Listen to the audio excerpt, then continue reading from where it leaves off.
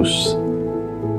Avez-vous remarqué que très souvent dans notre vie, nous vivons avec l'habitude de penser que ce que nous vivons est normal. Nous respirons, nous nous levons, nous nous couchons, et finalement nous oublions que tout cela est une grâce de Dieu.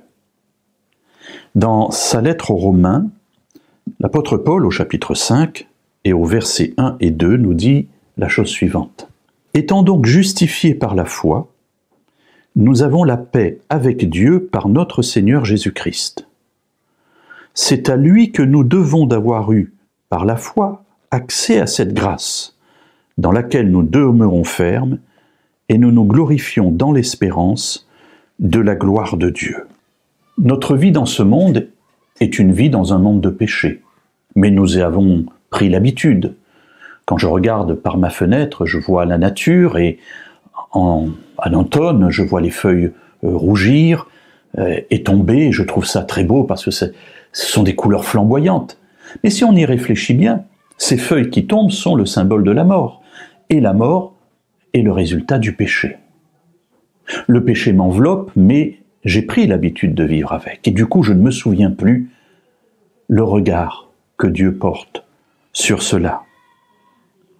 Notre habitude à vivre comme des graciés nous fait perdre parfois de vue que c'est un cadeau merveilleux pour lequel Jésus a payé. Paul nous le rappelle ici. Nous avons été justifiés par la foi et grâce à cela, nous avons la paix avec Dieu par Jésus.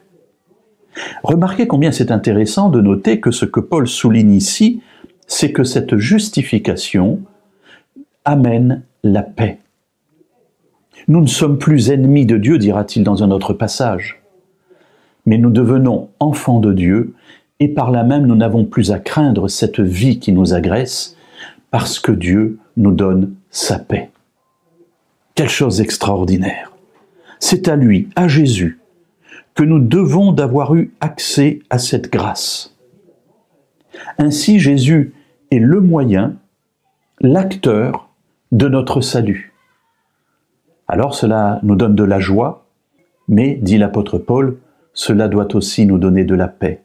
Alors soyons en paix, parce que le regard de Dieu sur nous est le regard d'amour de celui qui a envoyé Jésus pour notre salut.